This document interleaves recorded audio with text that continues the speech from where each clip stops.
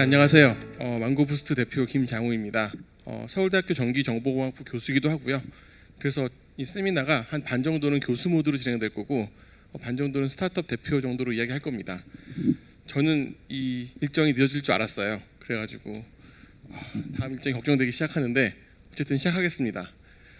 지금 우리가 관심을 가져야 되는 거는 인공지능이 맞는데요. 그 인공지능을 돌리는 건 결국 컴퓨터거든요. 그래서 컴퓨터를 어떻게 만드느냐가 되게 중요한 거고, 지금의 인공지능 모델들은 굉장히 커요. 그래서 이걸 돌리는데 너무나 많은 시간이 들고 많은 컴퓨터가 들고 있습니다. 그래서 우리가 현재 이런 거 쓰고 있는 거죠. 이 사진은 구글에서 쓰고 있는 TPU라고 하는 가속기들이 엄청나게 많이 모여 있는 데이터 센터예요. 그래서 이런 것들이 굉장히 크고 전기도 많이 먹고 비싸고, 그래서 우리가 이 고민을 하는 거죠. 자, 그럼 이런 비용을 어떻게 낮출 것인가? 이게 컴퓨터 비용도 있지만 공간 비용도 있고 전기세도 있거든요. 다 엄청난 비용들인데 이걸 낮추려고 하면은 결국에 효율을 높여서 같은 일을 하더라도 이 컴퓨터의 크기를 줄여야 돼요. 그래서 이제 많은 회사들이 소위 말하는 인공지능 가속기, NPU 이런 걸 만들고 있습니다. 인텔의 가우디나 메타, MTIA나 구글의 DPU, 삼바노바, 그록 이런 회사들은 스타트업들이거든요. 우리나라에도 여러 회사들이 있죠. 자, 이런 회사들이 만들고 있는 거는 계산기입니다. 그러니까 엔비디아의 GPU라는 계산기를 대체하고 싶은 계산기인 거고요. 근데 컴퓨터라고 하면은 계산만 하는 건 아니고 저장도 해야 되고 통신도 시켜야 되거든요. 오늘은 저장과 통신 이쪽에 관한 이야기를 해볼 겁니다. 자, 그럼 인공지능 모델이 점점 커진다고 하고 있죠. 아까 말씀하신 파라미터 이런 것들이 그런 데이터 저장하는 양들인데 이게 지수적으로 커지고 있어요. 그래서 컴퓨터가 2대, 4대, 8대, 16배, 10,000대 이런 식으로 커지고 있는 건데, 결국 우리가 돌려야 하는 워크로드가 프로그램이 굉장히 크다. 그리고 커지고 있다. 이게 문제입니다.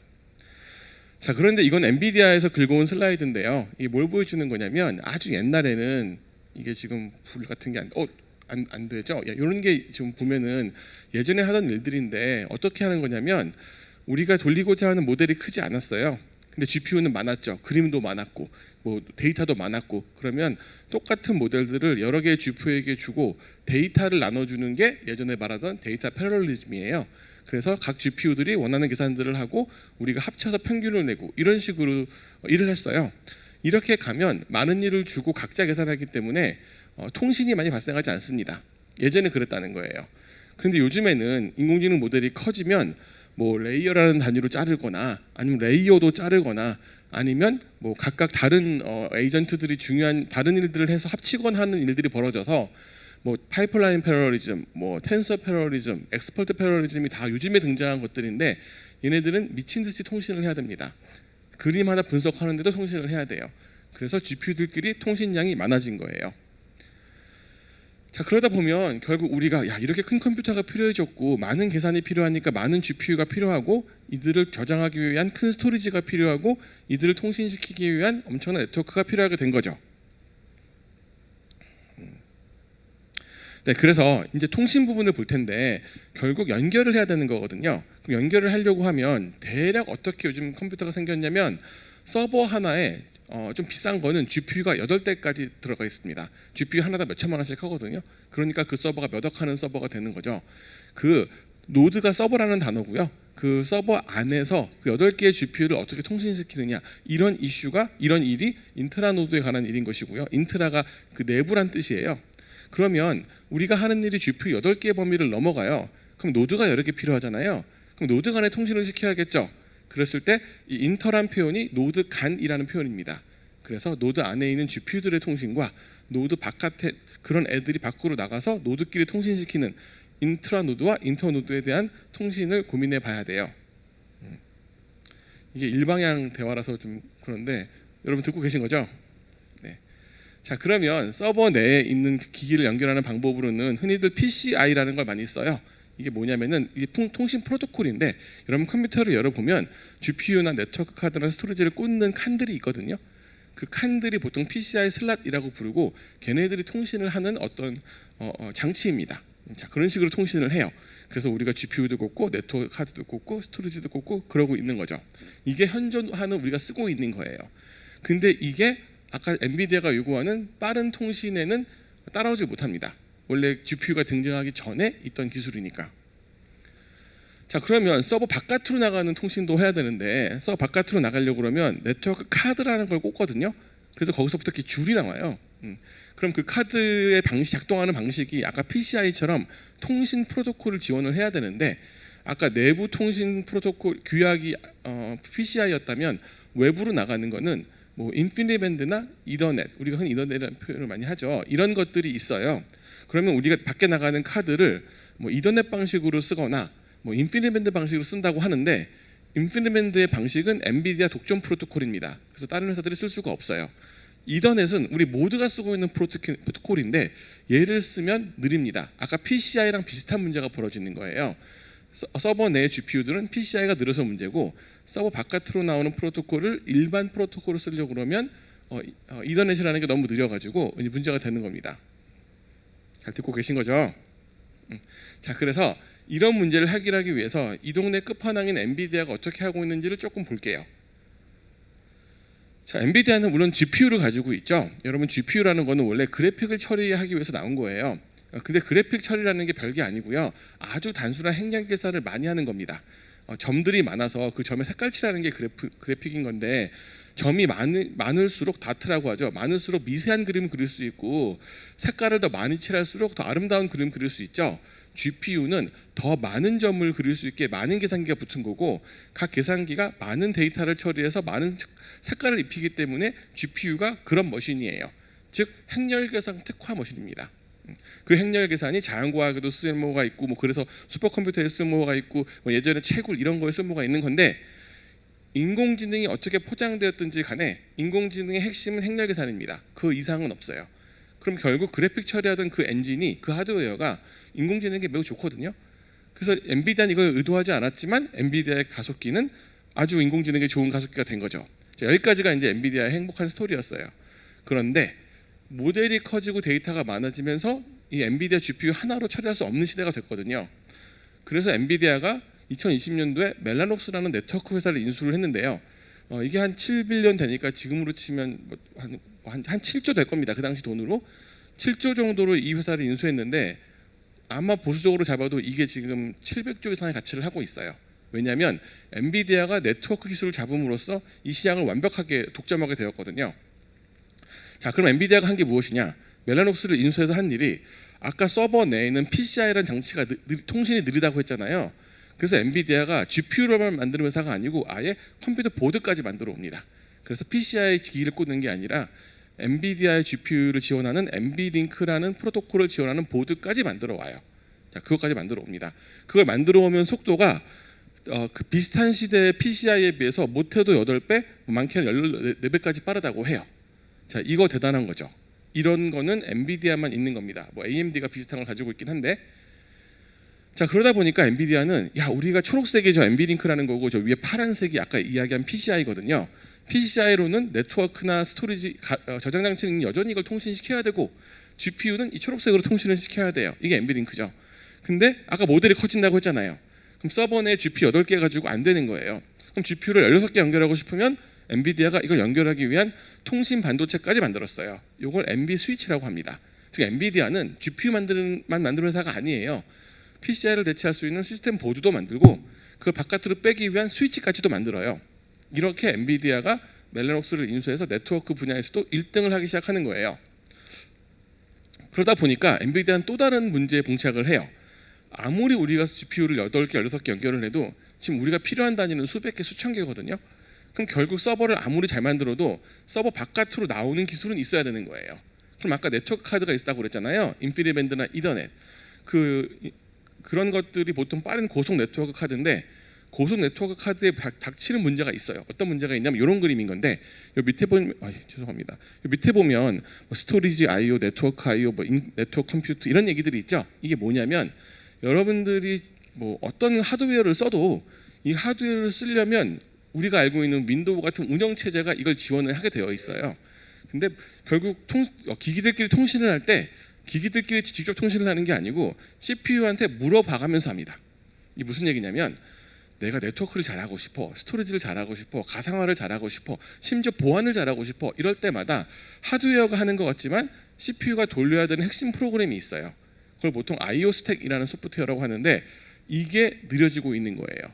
GPU는 단순한 계산기를 계속 박는 거니까 점점 빨라져. 10배, 100배, 1000배 빨라져요. 근데 CPU가 돌리는 우리 프로그램들은 지난 10년 동안 5배 안 빨라졌거든요. 그럼 결국에는 CPU가 바틀내게 됩니다.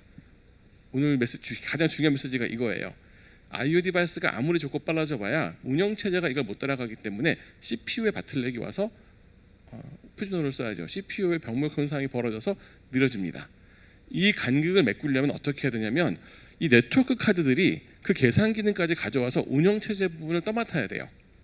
이렇게 운영체제까지 떠맡아서 네트워크 카드가 하드웨어적으로 가속을 해야 우리가 돌리고자 하는 GPU나 네트워크나 이런 것들이 다 같이 좋아지는 거예요. 즉 엔비디아는 GPU를 빠르게 만들어서 좋았고 서버 내에 있는 GPU 통신도 좋았는데 바깥으로 나오는 순간 굉장히 똑똑한 네트워크 카드가 필요하게 된 거예요. 이게 오늘의 가장 중요한 메시지입니다.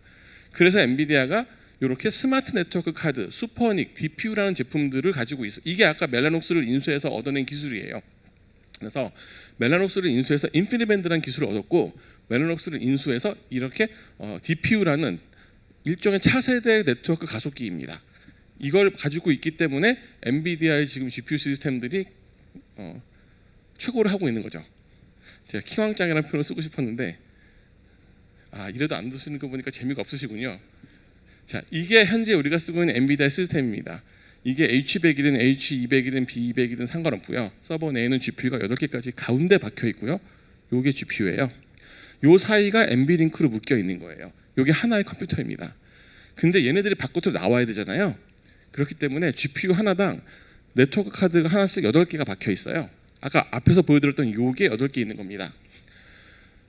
얘도 만만치 않은 가격이에요. 하나당 뭐 가볍게 500만 원, 1000만 원 이렇게 올라갈 수 있어요. 기능에 따라서. 그런 게 8개 있는 거고요. 그 다음에 여기에 스토리지나 아까 뭐 다른 가상화 같은 걸 하기 위해서 또 다른 똑똑한 애들이 하나 있어요. 이렇게 적어도 특별한 네트워크 카드가 8개에서 많게는 10개까지 붙어 있는 게 우리가 사고 있는 시스템입니다. 다른 회사들은 이런 기술이 거의 없다고 보시면 돼요. 엔비디아만 가지고 있는 겁니다. 왜? 엔비디아가 이 문제를 제일 먼저 봤고, 이 문제가 뭐냐면 네트워크가 중요하구나, 더구나 똑똑한 네트워크가 필요하구나를 제일 먼저 봤죠. AI를 제일 빨리 하니까. 그래서 멜라녹스를 제일 먼저 인수를 했죠. 그래서 점점 후발업체들이랑 이게 벌어지는 거예요. 예를 들면 AMD 같은 경우도 여러분 CPU 동네에서 인텔을 따라잡았잖아요. GPU도 엔비디아를 따라잡으려고 노력을 많이 해요. 근데 AMD 같은 경우는 이런 기술들이 부족합니다. 그래서 종합 시스템으로서의 경쟁력이 떨어지는 거죠. 자, 그래서 우리가 결국 사고 있는 거는 GPU를 사는 게 아니고요. 이렇게 통으로 시스템을 사옵니다. 이게 이제 우리에게 문제인 거죠. 이거 1000억 부르면 우리는 물어보지도 못하고 그래요? 하고 사야 되고, 심지어 요즘에는 그냥 사오는 게 아니죠. 제발 팔아주세요. 이렇게 나오죠. 그럼 가격 협상력 자체가 없습니다. 그냥 엔비디아가 부르는 가격이 우리가 사오는 가격인 거죠. 자, 그럼 구글은 뭐 다르냐? 똑같습니다. 구글도 당대 최고의 가속기인 TPU를 가지고 있어요. 물론 뭐 GPU랑 싸우기엔 좀 모자란 부분이 있는데 구글이 돌리고자 하는 프로그램은 잘 돌려요. 구글이 만들었으니까. 그러니까 구글한테는 중요한 하드웨어죠. 자, 이게 뭐 GPU랑 싸울 수 있는 가속기인 거고, 이게 뭐 몇 개 붙어 있는 그런 칩인데요. 이거 하나 만드는 건 그렇게 어려운 일이 아니에요. 저게 카드가 한 4개 정도 들어있는 게 GPU의 시스템인 거, 구글의 시스템인 거고, 이걸 계속 박아서 계속 올립니다. 이게 지금 TPU 버전 4일 텐데 제가 지금 안 따라갔는데 지금 아이온 우드라고 새로 나온 TPU는 아마 버전 7인가 뭐 그럴 거예요. 즉 가속기 하나 잘 만드는 시대는 이미 끝났고요. 그걸 연결해서 누가 더 가격이 비교적 저렴한 가격으로 얘네들을 다 연결시킬 수 있느냐, 이게 지금 핵심 기술입니다. 참고로 여기에 각 GPU마다 HBM이라는 메모리가 들어가기 때문에 삼성이랑 하이닉스가 지금 잘 되고 있는 거죠. 자, 그러면 결국 이렇게 키워서 시스템 만드는 게 우리에게 되게 중요한 건데, 우리가 GPU라는 건 계산기잖아요. 그럼 결국 GPU도 데이터가 필요하니까 저장 장치에서 데이터를 땡겨와야 돼요. 그게 보통 우리가 들어봤음직한 뭐 SSD 이런 것들인 건데, 이 중에서 퓨어 스토리지 하면서 하나 볼게요. 이 퓨어 스토리지가 스타트업이었고 지금 그렇게 오래된 회사가 아닙니다. 그런데 얘네가 지금 이 SSD를 묶어놓은 스토리지 시장에서 한 2등은 하고 있어요. 놀라운 회사죠. 얘네들이 지금 이긴 회사들이 뭐 네뎁, 파웨이, IBM, HP 이런 회사들이에요. 이 친구들이 만드는 시스템이 이런 시스템인데, 요 아래 보이는 게 엔비디아 GPU 시스템이고요. 요게 이제 퓨어 스토리지 기술인 건데, 요게 그들의 스토리지예요. 어떻게 생겼냐? 뭐 이거는 스토리지 기기를 그들이 잘 만들었다는 내용일 거고요. 이것도 그들의 기술이긴 합니다. 근데 이건 오늘의 톡 주제는 아닌 것 같고, 결국 그들도 네트워크의 진심이에요. 자신의 스토리지가 있으면 GPU가 있고요. 얘네들 연결시키는 기술, 얘네들끼리 연결시키는 기술, 즉 스토리지가 GPU에게 데이터를 줘야 얘가 뭐 학습이든 트레이닝을 하겠죠. 학습이든 뭐 추론이든 하겠죠. 그래서 그런 것들을 하기 위한 대단한 하드웨어 기술이 있어요. 시간이 조금 있을 것 같으니까 설명드려보자면, 지금은 이 GPU 안에, GPU 서버 안에 스토리지 장치가 없습니다. GPU를 꽂기만 해도 바빠요. 그럼 스토리지 장치는, 저장 장치는 따로 있는 거거든요. 그럼 여기서 끌고 와야 되잖아요. 그럼 통신으로 갖고 오잖아요. 여기에 두 가지 프로토콜이 제대로 돌아야 돼요. 하나는 멀리 있는 스토리지를 그 로컬이라고 하는데, 자기 서버 안에 있는 것처럼 보여주는 소프트웨어가 있어요. 그게 NVMe 오브 패브릭이라는 소프트웨어예요. 그게 돌아야 돼요. 그게 돌면 멀리 있는 스토리지가 내 것처럼 보여요. 첫 번째. 그리고 결국 가져오는 기술은 네트워크 기술이잖아요. 그럼 네트워크는 아까 이더넷이 이런 얘기 했잖아요. 그럼 RDMA 오버 이더넷, 라키 또는 뭐 TCP, IP 이런 통신 프로토콜도 돌아야 돼요. 근데 이 통신 프로토콜이나 아까 스토리지 프로토콜이나 전부 다 무거워가지고 이 스토리지의 통신 속도가 100배 오르면 100배 올랐습니다. CPU가 100배 빨라져야 돼. 아까 CPU가 안 빨라졌다고 했잖아요. 그래서 여기와 여기에 일종의 통신 프로토콜, 스토리지 프로토콜 가속기가 붙어야지만 이런 시스템을 만들 수 있어요. 그래서 요즘 잘 나가는 베스트라는 회사가 이렇게 GPU 시스템이 있으면 자기네 스토리지 시스템이 있고요. 이걸 스위치로 연결해서 가져오는데 여기에 특별한 카드들이 아까 제가 말씀드렸던 똑똑한 네트워크, 스마트 네트워크 가속기가 붙어 있는 거예요. 그런 게 있어야 이런 시스템이 만들어지는 거죠. 참고로 요즘 속도가 어떤 거냐면 400GBps가 어떤 속도냐면, 여러분들 지금 우리나라 대기업은 지금도 50GBps, 많으면 100GBps, 50이란 100의 속도에서 얘기를 하고 있어요. 근데 아까 제가 보여드렸던 GPU 서버 있죠. 지금 GPU 서버는 GPU 하나당 400을 씁니다. 그게 8개 있다고 했으니까 3200을 쓰는 거예요. 그럼 3.2 테라bps라는 듣도 보도 못한 그런 속도로 데이터를 통신시켜야 되는데, 그럴 때 필요한 이제 특별한 카드들이 있는 거예요. 그리고 이거는 거의 시장을 엔비디아가 독점하는 수준으로 가지고 있어요. 그래서 결국에는 네트워크 기술을 이용해서 이렇게 확장시키는 게 되게 중요하고, 똑똑하게 해가지고 CPU를 안 쓰게 만드는 기술이 되게 중요한 거예요. 그런데 사실 고객들은 이것만 있는 게 아니거든요. 야, 나 네트워크 카드 내에서 뭐 시큐리티도 체크하고 싶어. 그리고 그 VM웨어 같은 가상화 들어보셨죠? 이게 되게 많이 쓰이는 프로그램인데, 얘도 서비스가 빨라지면 굉장히 CPU를 많이 잡아먹습니다. 그럼 똑똑한 네트워크 카드야, 너 가상화 어떻게 해줄 수 없니? 이렇게 질문하는 고객들도 있고요.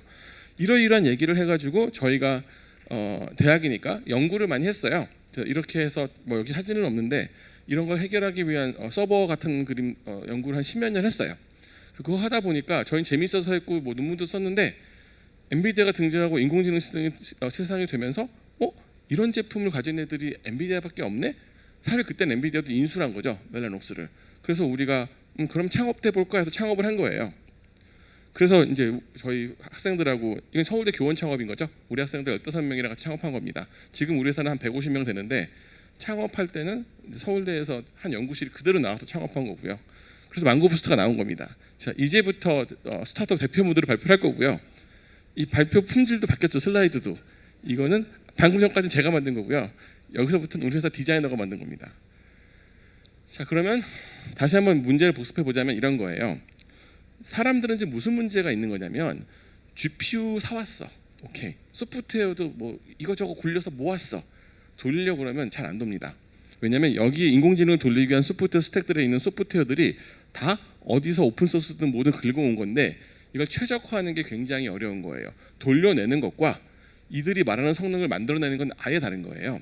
그래서 이 문제가 어렵기 때문에, 예를 들면 뭐 NPU나 AMD GPU 같은 것들은 엔비디아 GPU와 경쟁력이 좀 떨어져요. 왜 그러냐면 하드웨어가 똑같더라도 엔비디아 GPU를 써본 사람들이 많아요, 세상에. 그래서 그 소프트웨어도 많이 다뤄봤어. 그래서 엔비디아 진영 소프트웨어들을 최적화시키려고 하면 할 수 있는 거예요. 근데 새로 나온 하드웨어들, 가속기도 아까 말했잖아요. 이들은 돌리는 소프트웨어가 달라요. 그럼 이걸 최적화시키는 법도 어렵겠죠. 거기서부터 지고 들어가는 거예요. 그래서 소프트웨어 최적화가 어렵다. 그렇게 그리고 아까 말씀드린 거 그대로 나오는 건데 야 도대체 우리 하드웨어한테 왜 이렇게 돈을 많이 쓰는 거야? 왜 5천억, 1조, 2조에서 컴퓨터를 사야 되는 거지? 왜 GPU 26만 장이 필요하지? 이런 고민을 해야 되거든요. 근데 딱 보니까 GPU만 사오는 줄 알았는데 서버 딱 사와 보니까 네트워크가 여기에 30%를 먹는 거야. 이게 무슨 얘기냐면 100억 들었는데 뭐야 네트워크가 30억이라고? 1000억을 줬더니 400억이 네트워크야? 이런 얘기가 나오는 거예요. 근데 그때쯤 되면은 찍소리 못하고 사야 됩니다. 대안이 없으니까. 이런 고민을 해야 되는 거죠. 자, 그래서 나오는 게 이제 아까 말씀드린 엔비디아의 스마트 네트워크 카드인 건데 엔비디아 그림을 빼고 일반적인 그림을 보려보자면 요즘에 SSD나 GPU나 네트워크가 잘 돌아가려면 벌추얼 머신, 네트워크 스토리지 뭐 이런 IO 스택이라는 소프트웨어, 즉 운영 체제의 일부입니다. 얘네가 잘 돌아야 되는데 얘가 느려요. 그러니까 이 소프트웨어를 그대로 뺏어와서 네트워크 카드가 이걸 그대로 받아서 가속을 해주면 CPU는 하고 싶은 일만 할 수 있으니까 얘네들의 디바이스들이 빨라져도 되고 많아져도 되는 거고, 하지만 얘가 무지하게 빠르게 만들어져야 돼요. 이런 게 나와야 된다는 거죠.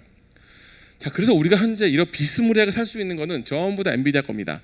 그냥 엔비디아한테 얘기해서 나 GPU 사고 싶어. 그럼 엔비디아가 소프트웨어도 올려주고 네트워크 카드도 올려서 연결시켜주고 스토리지도 연결시켜주고 GPU들끼리도 연결시켜주고 통으로 파는 겁니다. 가성비란 건 존재하지 않아요. 그냥 팔아주시면 고마운 거죠. 그래서 이걸 우리 사오고 있는 겁니다. 사실 정부도 꼭 이걸 알아야 돼요. 우리나라 정부도 이 시스템을 이렇게 사온다는 걸 알아야 돼요. 한 번 사오면 바꾸지 못합니다. 그래서 우리의 솔루션이 무엇이냐? 이게 저희의 연구 10년, 창업 4년, 즉 15년 정도의 이제 기술이 들어간 건데 노력과 저희가 이런 DPU를 이미 연구를 통해서 만들어 놓은 게 있었고요. 그래서 이 좋은 DPU라는 건 뭐냐면 아까 말씀드린 대로 CPU가 돌리던 많은 걸 빼낼 수 있어야 돼요. 조금만 빼내면 조금 후진 DPU가 되는 거예요. 할 수 있는 게 적으니까. 그래서 많이 빼낼 수 있어야 되고, 그래서 똑똑하다고 저는 표시하고 있는 거고, 두 번째는 빼냈지만 빨라야 돼요. 즉 CPU처럼 만들면 안 돼요. CPU는 애초에 느린 애였잖아요. 똑같이 CPU를 만들어버리면 뺏을 수는 있지만 느리단 말이에요. 즉 꽤 복잡한 하드웨어 가속기를 또 반도체적으로 만들어야 돼요. 그 다음에 얘가 마지막으로 유연해야 됩니다. 이거는 고객사의 환경이 너무 다양하고 뭐 어떤 GPU 쓰냐, 어떤 소리를 쓰냐, 어떻게 연결시켜 쓰냐 막 달라가지고 얘가 프로그램이 가능해야 돼요. 이게 굉장히 어려운 챌린지 3개를 거는 거예요. 할 수 있는 게 많아야 되고 빨라야 되고 유연해야 돼요. 그래서 저희가 이런 제품군을 다 가지고 있어요. 그래서 저희가 소프트웨어도 있고 네트워크 GPU를 연결하는 카드랑 스토리지를 연결하는 카드랑 기타 등등을 가속하는 카드들이 있고요. 그래서 이런 것들을 어떻게 쓰냐면 몇 가지 예를 들어볼게요. 만약에 우리 GPU 연결 카드와 소프트웨어를 쓰고 하면 저희는 그 전략적으로 AMD의 파트너 삽니다. 이제 친구예요, 친구. 이미 계약서를 맺어서 써서 AMD나 우리랑 서로 의존하는 그런 너무너무 친한 관계예요. 왜 그러냐면 AMD는 GPU밖에 없어요. GPU가 훌륭한데 네트워크가 없고 스토리지가 없으니까 우리 같은 회사가 AMD 시스템을 보완해주는 회사가 되는 거예요. 그래서 우리 소프트웨어와 우리 하드웨어를 연결해서 AMD 시스템으로 엔비디아와 싸울 수 있는 결과들을 뽑은 벤치마크들 성과들이 있어요. 여러분들 모르실 텐데 뭐 인터넷에서 망고 부스터, AMD, MLPerf 이런 거 찍어보시면 무르르 기사가 나옵니다. 기사 내용이 다 뭐냐면 우리 AMD가 드디어 망고 부스터의 도움을 받아 드디어 엔비디아와 싸울 수 있는 최고의 성능을 뽑아냈어. 이런 지표들입니다. 공식 그 기사들이 다 많이 나올 거고요. 그거 다 정리한 거예요. 그래서 이런 것들도 하고 있고요. 그러다 보니까 이제 뭐 델이나 뭐 슈퍼마이크로나 기가 컴퓨팅 같은 애들 다 유명한 서버 회사들이거든요. 그래서 우리의 네트워크 카드와 우리의 소프트웨어를 쓰고 싶어 해요. 그래서 또 이들과도 파트너십을 맺어서 하고 있는 일들이 있고요. 자, 스토리지를 볼게요. 아까 제가 이미 말씀을 드렸는데 스토리지는 이런 거예요. 지금 현재 돌아다니는 스토리지 시스템들은 데이터를 원하는 GPU 서버들, 데이터를 가지고 있는 스토리지 서버들, 그들을 통신시키는 스위치 이렇게 연결되어 있습니다. 근데 이 SSD가 저장 공간이 커졌어. 그럼 서버 수가 줄겠죠. 똑같은 데이터를 저장하는데 그러다 보면 여기에 각각 서버에 몰리는 데이터는 많아져요. 저장 효율은 높아졌지만 그래서 통신 효율을 높이기 위한 가속기가 여기 들어가지 않으면 이걸 만들 수가 없어요. 그래서 통신 효율을 높이는 가속기를 앞뒤로 붙이면 이런 시스템이 이렇게 되는 거고 이렇게 되면 TCO라고 하죠. 구축 및 운영 비용이 한 70% 떨어집니다. 이게 100만 원이 30만 원 되는 게 아니고 1000억이 400억 이렇게 주는 거죠. 스토리지 시스템은 이렇게 가고 있고요. 여기에 필요한 이제 카드들이 이제 저희 제품들이 되는 거죠. 보안 쪽을 좀 얘기해 볼까요?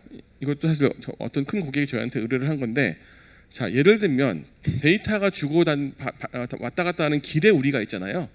그럼 그 길에서 우리가 어떤 엄청난 암호화를 한다든지 푼다든지 이제 이런 일을 하고 싶은 거예요.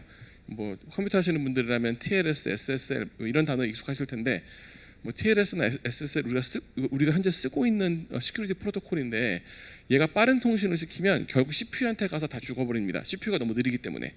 그럼 이런 빠른 보안 통신을 하려면 역시 뺏어 가지고 하드웨어 가속해야 되니까 저희가 스위치와 네트워크 카드에다 다 보안 프로토콜을 심어 가지고 종합 보안 시스템 만들고 있고요. 요건 아까처럼 막 당장 우리가 팔 수 있는 그런 제품은 아니고 저희가 다음 세대를 위해 준비하고 있는 거고요. 자, 그래서 결국 이걸 다 합치면 저희는 뭘 할 수 있냐면 망고 부스트의 표준 인공지능이라는 표현 좀 작고요. 표준 컴퓨터 인프라스트럭처를 만들 수가 있어요. 이게 왜 좋은 거냐면 우리는 모두 리눅스라는 일반 운영체제, 표준 운영체제 프로토콜만 받아서 가속을 했기 때문에 여기에는 그 어떤 특별한 회사의 기술이 없어요. 누가 해피하느냐? 모두가 해피합니다. 일단 AMD의 GPU나 뭐 무슨 저기 인공지능 가속기 회사들 그냥 고민하지 않고 여기다 끼우면 돼요. 그리고 네트워크 스위치 회사들도 엔비디아의 인증을 받느냐 이런 거 무시하지 않고 우리한테 오면 돼요. 스토리지도 마찬가지죠. 그래서 우리의 목표는 아주 표준으로만 만든 시스템을 만들어서 아무거나 넣을 수 있는 표준 인프라스트럭처를 만든다. 잘 들어보시면 이게 우리나라에서 제일 좋은 거거든요. 국가 데이터 센터를 만들 때 이렇게 들어가야 되는 거예요. 그래야 외산 기술이 하나도 안 들어가는 거죠. 처음에는 뭐 AMD GPU 같은 걸 쓰겠지만 점점 국산 NPU 비율을 늘려간다면 여기에 꽂아서 들어가면 되는 거겠죠. 그래서 우리는 이런 표준 시스템을 만드는 회사다. 그래서 요거 좀 옛날 슬라이드군요. 그렇죠. 예, 요걸 보시면 현재 우리가 이런 시스템을 만들어 가지고 정확히 요 시스템이에요. 요 시스템을 만들어 가지고 그 지금 데모를 하고 있어요. 우리 회사에 가보시면 지하 이런 시스템이 있어가지고 주로 고객들은 들어와서 이걸 써볼 수도 있고 그래요. 사실 제가 고담 이거 슬라이드 약간 옛날 거거든요. 약간 업데이트 부탁드린 게 안 나왔는데 원래 있었다면 여기에 뭐가 나오는 거냐면 우리 시스템 실물들 그림이 딱딱딱 나옵니다. 그리고 지난주에 저희가 미국에서 발표한 것들 나오고 그래서 망고 부스트는 카드 회사에서 시작해서 이제 종합 시스템 회사가 되었다. 그래서 이제는 실제로 제품을 넣어서 고객들이 쓰려고 한다는 걸 보여드리려고 했어요. 그리고 그 다음에 회사 소개가 하나 슬라이드가 더 있었는데 어떤 거냐면 현재 저희는 한 직원 150명 정도 되고요. 여러분들은 잘 모르시지만 저희도 꽤 유명한 회사입니다. 특히 외국에서 유명을 해요. 왜냐하면 우리 경쟁사가 누구겠어요? 엔비디아예요. 우리 친구가 누구겠어요? AMD예요. 뭐 그리고 오만 가지 회사들이 다 우리를 도와주고 있거든요. 그래서 사실 외국에서는 꽤 유명한 회사입니다. 그리고 또 의미가 있는 건 저희는 반도체 회사라고 하기보다는 시스템 회사인 거죠. 여러분 시스템 반도체 들어보셨죠? 시스템을 지향하는 반도체인데 반도체를 만들어서 시스템을 지향하는 게 아니고 우리는 시스템을 가진 상태에서 반도체를 필요하면 만드는 거라서 약간 다른 회사입니다. 그래서 우리 회사는 한 150명 중에 4분의 1은 운영체제 같은 거 보는 친구고 4분의 1은 인공지능 애플리케이션을 보는 친구고 4분의 1은 저처럼 이렇게 컴퓨터를 만드는 사람들이고 4분의 1 정도가 반도체 하는 사람들이에요. 그래서 이렇게 나눠져 있다는 것도 의미가 있겠네요. 네, 그래서 저희가 지금 마지막 슬라이드입니다. 그래서 저희는 지금 풀스택 시스템 솔루션을 만드는 회사고 소프트웨어에서 카드, 서버, 렉을 다 만들고 있고요. 그리고 뭐 다시 한번 강조하자면 특정 외국 회사에 종속하지 않은 표준 인공지능 시스템을 만들 수 있는 회사인 거고요. 아마 지금 저희밖에 없을 겁니다. 전 세계 엔비디아를 제외하면. 네, 감사합니다. 대표님 발표 잘 들었습니다. 잠시 무대 위에 기다려 주시고 자 먼저 첫 번째 질문입니다. AI 인공지능 정책의 인재 양성은 정부에서 하는 정책으로 볼 때 다른 나라에 비해서 우리가 비교적 잘하고 있는지 그리고 인재 양성의 방향에 대해서 대표님은 어떻게 생각하고 계신지요? 그 인재라는 AI 인재라는 게 저는 이제 분야별로 나뉘어야 된다고 생각하는데 AI 무슨 뭐 모델을 만드시는 분도 있고 뭐 이걸 응용하는 어플리케이션을 만드시는 분도 있고 우리처럼 시스템을 만드는 사람도 있잖아요. 다 귀한 사람들이죠. 요즘에 우리나라 국내에서도 연구 잘한 친구들 박사 받고 바로 외국으로 나가면 한 5억, 6억 받습니다. 이거 그 특별한 케이스가 아니고요. 기본이에요. 그 정도가. 그럼 우리나라는 그렇게 연봉을 못 주고 있잖아요. 그렇기 때문에 우리나라는 당연히 어려움이 있죠. 그 해결책까지 물어보신다면 전 모르겠는데 이거는 모든 게 연결되어 있습니다. 미국은 많이 줄 수 있는 이유가 또 있어요. 예를 들면 그들은 해고가 자유롭기 때문에 많이 주고 못하면 해고하는 그런 시스템인데 우리나라는 그런 시스템은 아니거든요. 그래서 정책적으로도 손을 봐야 될 텐데 잘 되고 있느냐? 뭐 대학은 그래도 양성을 하고 있는 것 같아요. 우리가 양은 떨어지거든요. 워낙 작기 때문에. 근데 뭐 제가 볼 때는 많이는 아니지만 어떻게든 나오고 있고요. 중요한 건 이들을 지키는 걸 텐데 그 지키는 건 잘 못하고 있는 것 같아요. 왜냐하면 연봉 차이가 너무 나기 때문에. 그리고 다른 나라에 비해 잘 되고 있는지 미국을 제외하고 중국을 제외하면 잘하고 있는 거죠. 네, 뭐 우리가 3등은 하고 있는 거죠. 어쨌든. 근데 차이가 나는 3등이라서 그런 거지. 네, 뭐 그렇습니다. 자, 이어서 두 번째 질문입니다. 우리나라는 실리콘밸리처럼 기업 그리고 기관이 서로 좀 시너지를 내면서 크게 성장할 수 있을까요? 부족한 점이 있다면 뭘까요? 네, 부족한 점 이제 실리콘밸리와 우리나라의 가장 큰 장점은 실리콘밸리는 구글과 메타 같은 대기업도 있지만 그들이 성장하는 과정에서 작은 회사를 한 정말 100개씩 인수한 거거든요. 근데 우리나라는 대기업은 대기업으로 시작해서 대기업으로 끝나잖아요. 그래서 우리나라는 작은 회사들이랑 큰 회사가 같이 일하는 문화가 없었고요. 그래서 이건 또 어떻게 제가 바꿀지 모르겠지만 실리콘밸리와의 차이를 말씀드린다면 실리콘밸리는 회사를 인수하는 모습으로 커갑니다. 여러분들 비교적 젊어 보이시는데 우리가 대학생일 때랑 대학원생일 때랑 결혼하기 전과 결혼한 후의 아웃풋이 달라요. 대기업은 그 에너지가 떨어진 분들이 많은 곳이에요. 전문성은 있지만 근데 기술을 만들어내는 거는 젊은 학생들이거든요. 그게 미국으로 치면 스타트업인 거죠. 그래서 기술 개발은 젊은 친구들이 하고 야망 있는 친구들이 그리고 그거를 회사들이 인수해서 이거를 제품으로 만드는 건 대기업이 잘하거든요. 이렇게 되어 있는 게 미국의 문화예요. 우리나라는 그게 잘 안 되고 있는 거죠. 네. 왜냐하면 여러분들 우리나라의 어떤 잘 나가는 스타트업이 한 뭐 몇천억 개 우리나라 대기업에 팔렸다 이런 얘기 못 들어보시잖아요. 심지어 팔려도 외국에 팔리죠. 네. 이게 바뀌어야 되는 거겠죠. 네, 정말 끄덕끄덕하면서 경청해 주시는 분들이 많은 것 같습니다. 여러분 대표님께 큰 박수 한번 더 부탁드리겠습니다. 감사합니다.